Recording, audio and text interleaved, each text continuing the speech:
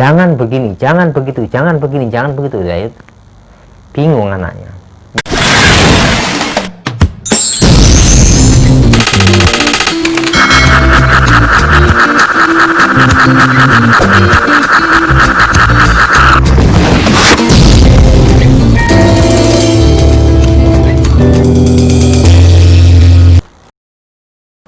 Assalamualaikum warahmatullahi wabarakatuh. Salam sejahtera buat Anda semua. Selamat berjumpa kembali dengan saya pada Cak Wolo Explanation.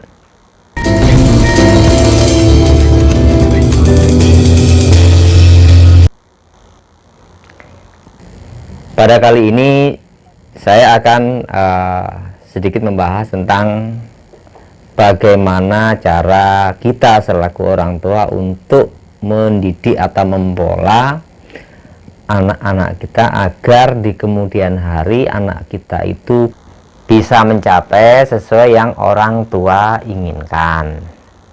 Nah, di sini masalahnya adalah sesuai yang orang tua inginkan, itulah masalahnya. Nah, beberapa orang ada yang sempat bertanya kepada saya bagaimana caranya harus mendidik anak dan sebagainya. Bahkan ada yang selalu mengeluh saja kalau anaknya nakal lah, yang rewel lah, yang tidak bisa dibilangin lah, macam-macam. Ya. Padahal yang sebenarnya kita harus sama-sama mengakui dan menyetujui bahwa anak itu hampir sama seperti kita.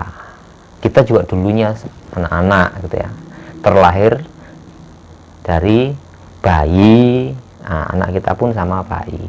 Bayi itu ibarat kata kertas putih, mau dicoret merah ya akan jadi merah, dicoret putih atau hitam atau biru atau yang lain-lainnya akan menjadi sesuai yang apa kita coretkan.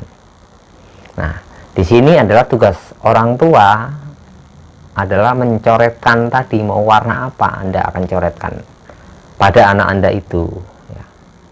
Yang sering terjadi adalah kebanyakan orang tua melarang anaknya, dilarang ini, dilarang itu, jangan begini, jangan begitu, tapi tidak pernah dikasih solusi, tidak pernah dikasih argumentasi, tidak pernah dikasih contoh yang akan terjadi atau akibat yang akan terjadi dari apa yang dilarangkan itu.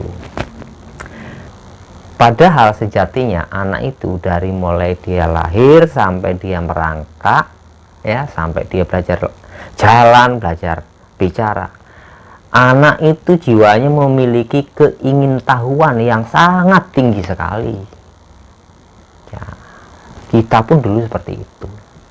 Contoh nih ya, contoh, kalau Anda punya anak yang masih belum bicara atau masih bicaranya belum jelas, Anda nyalakan lilin, pasti dia akan berusaha memegang apinya.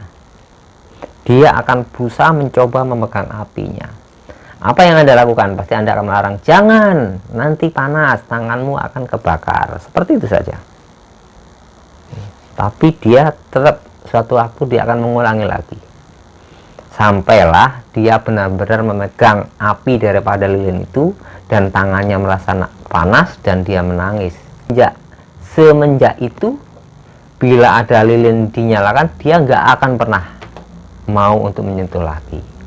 Nah, artinya apa? Di sini seorang anak itu memiliki keingintahuan yang sangat tinggi, tapi begitu dia sudah mengetahui apa yang dia ingin tahu, dia akan mengambil sebuah keputusan atau menentukan sikapnya. Setelah dia tahu, dia akan menentukan sikapnya.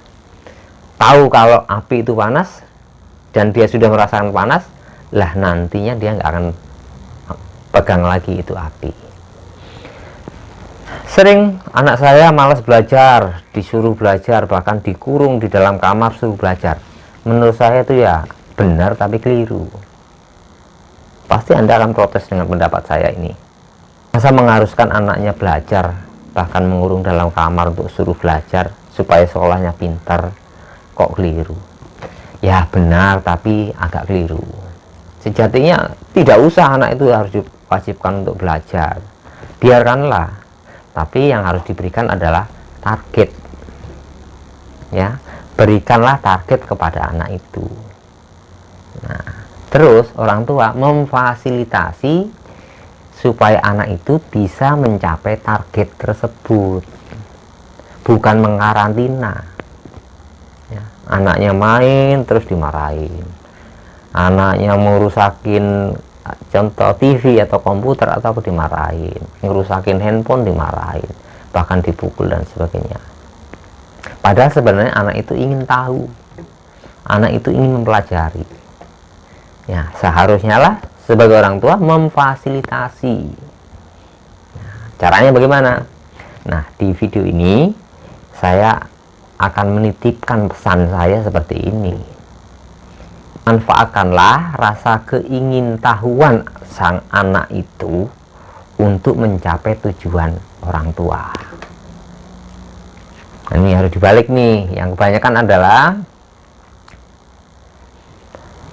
mencapai tujuan orang tua, ya, mencapai tujuan yang diinginkan orang tua dengan mengabaikan atau dengan tidak memfasilitasi keingintahuan sang anak. Akhirnya yaitu yang Anda rasakan sekarang, ya, anaknya sekolah males, belajar males, main kenceng gitu. Terus Anda bisanya mengeluh saja, jajan kenceng, minta uang terus untuk jajan. Harusnya nggak begitu. Nah, kenapa bisa begitu? Adalah salahnya dari orang tua itu sendiri, yang pada saat masa perkembangan atau masa pertumbuhan anak, di mana anak berusaha ingin tahu dan di situ tidak difasilitasi dengan baik. Pasti semua orang tua inginnya anaknya itu menjadi orang yang sukses, jadi orang yang baik dan sukses lah, gitu. Berhasil lah seperti itu. Nah, saya pikir itu manusiawi, ya. Tapi yang diberikan orang tua kepada anak hanya larangan saja. Jangan begini, jangan begitu, jangan begini, jangan begitu. Ya, bingung anaknya. Yang harusnya yang dilakukan gimana? Berilah pemahaman kepada anak dengan contoh-contoh yang positif. Tuh, kalau kamu mau seperti ini, nanti akan seperti ini. Kalau kamu mau seperti itu, nanti seperti itu. Biar nanti dia akan pilih. Kasihlah gambaran-gambaran, bisa menggunakan contoh-contoh media atau juga orang-orang yang ada di sekitar kita, baik saudara, tetangga, ataupun kerabat yang lain. Tuh si A sekarang seperti ini karena dia dulunya begini. Tuh si B bisa berhasil seperti ini karena dianya begini. Itu kasih jelas sama anak, kasih penjelasan sama anak. Dan juga beberapa kasih contoh juga.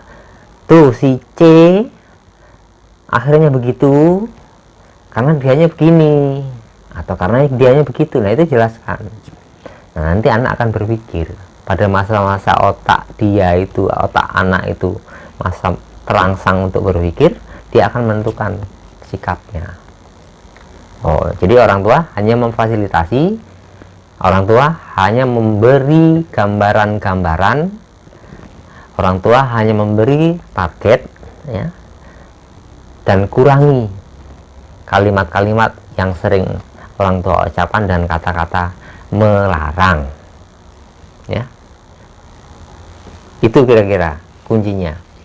Kalau Anda ingin anak Anda sukses sebagaimana orang yang sukses, maka kasihlah gambaran anak Anda itu agar melihat, menonton, meniru orang yang sukses. Kalau Anda ingin anak Anda menjadi orang yang baik, yang berhasil baik, ya kasihlah pandangan, contoh orang-orang yang baik dan berhasil. Kalau Anda ingin menjadi anak Anda nanti menjadi orang yang tidak baik, tidak sukses, gagal dan sebagainya, ya laranglah anak itu untuk berkreasi, laranglah anak itu untuk menentukan sikap, laranglah anak itu untuk ingin tahu, ingin mencoba, dan jangan Anda kasih solusi. Nah, aja, ya. Jadi kurangi isolasi, berilah solusi, dan juga lengkapi dengan beberapa opsi supaya anak itu bisa berpikir dan bisa menentukan sikapnya. Selanjutnya apa tugas orang tua? Tugas orang tua menjadi badan kontrol, ya, mereview apa yang Anda rencanakan itu, apa yang Anda targetkan itu tercapai apa nggak tercapai, akan tercapai atau akan tidak tercapai, kira-kira masalahnya di mana, itu yang perlu dilakukan. Jadi jangan sering mengeluh karena anak Anda sulit dikasih tahu, bandel ya istilahnya, bandel atau ngeyel dan sebagainya. Karena sebenarnya lah dari Anda sendiri sebagai orang tua yang cara menyampaikan kepada anaknya yang dikeluarkan hanya kalimat larangan tanpa memberikan solusi, tanpa memberikan opsi. Demikian ya, kira-kira bisa dipahami.